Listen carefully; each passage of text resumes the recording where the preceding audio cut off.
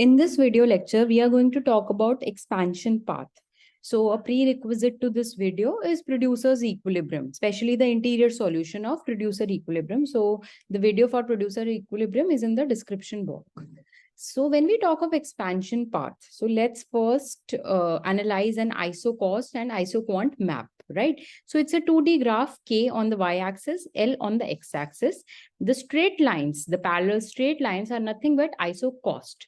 Each isocost represents a different cost. So for example, cost on this isocost, the first isocost is 300. The upper isocost would be somewhere, just a minute. On this would be somewhere 300 and on this may be somewhere 400. So each isocost line represents a different cost. The higher the line, the higher the cost. On the other hand, these curved curves are isoquants. So in the producer equilibrium, we studied that your producer equilibrium is where MRTS, that is the slope of this isoquant, is equal to W by R, which is the slope of this isocost line. Now, what we have done in this graph is we have determined different producer equilibrium. So suppose if your isocost is this first line and this is your isoquant, right? Suppose this line is given, then according to the producer equilibrium, you would produce at point B. On the other hand, if this second line of isocost is given, you would produce on point B. Even if this is the isoquant, you would still not produce on these points. You will produce on the isoquant at point B. Similarly, for the third equilibrium, when this is the isocost, you would produce on 3C. So that means A, B, and C are three different producer equilibrium 1, 2, and 3. And this is especially for the case when your isoquants are convex to the origin. Let's say it is a Cobb Douglas production function, because the isoquants for a Cobb Douglas production function are convex to the origin. Now, if you join this A, B, and C point, you will get a line like this straight line like this. This straight line is nothing. It is called as expansion path. How do you define this expansion path? Let's define this expansion path. So expansion path basically represents, expansion path basically represents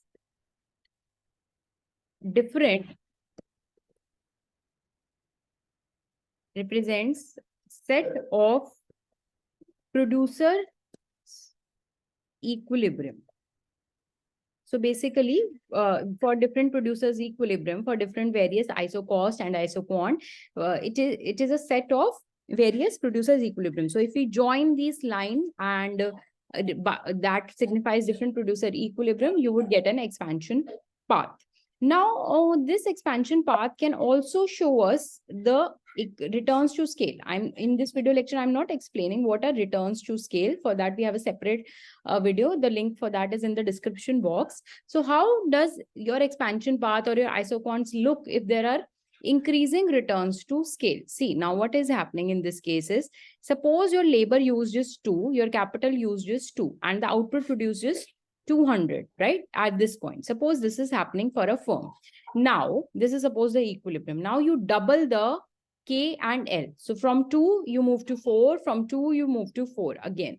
Now, what you see is you produce on this isoquant, right? On this isoquant, your output is 500. So what we see is when we move from one equilibrium to the other equilibrium, when you double the inputs, right?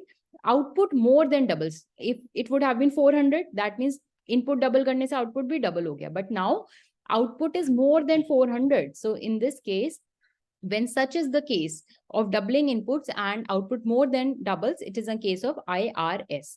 Now, again, if you double your inputs from 2 to 4, earlier 200 units of output were produced. Now 300 units of output are produced. That means output less than doubles. हमने ये जैसे ही double किया, output double से 400 से कम बढ़ा. सो इस case में हम बोलते हैं डिक्रीजिंग रिटर्न्स टू स्केल है. इसका आइसोक्वांट मैप ऐसा दिखता है इस वाले में. So when you suppose if you have to draw an isoquant with 200 and 500, if you see ये वाला 200 वाला 500 वाला isoquant यहाँ पर बहुत पास है. The distance between the isoquants is less when there is IRS. On the other hand, the distance between isoquants of 200 and 500 is very large when it comes to DRS. Why?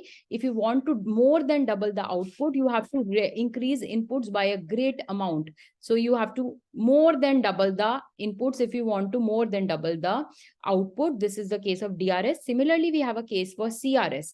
In CRS, there is nothing. If you double the inputs here, instead of 300, you would have 400. That output doubles. So this is how you represent economies of scale, or basically increasing returns to scale by through the medium of isoquant. For expansion part, there is another video. The link for all the videos in the description box. If you have any doubts, do let me know in the comment section.